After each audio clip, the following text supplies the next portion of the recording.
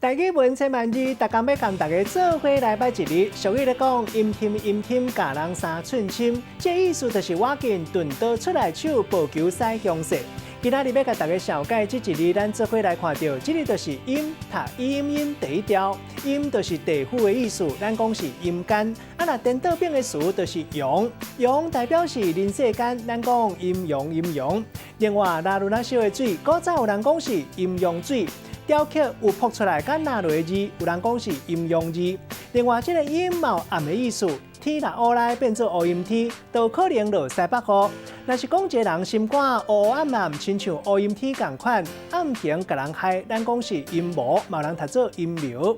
另外，古早有一种有人讲是阴症，这里鼻音读做阴，带大家做伙来小解这两个词。头一个读做阴天，这是形容一个人个性较恬静，较不爱甲心肝内真实的想法讲出来。第二个词读做阴杯，这是咧讲拜拜挂杯，两个杯面拢是倒磕，代表神明无答应。咱用一句话来举例，甲这两个词夹做伙。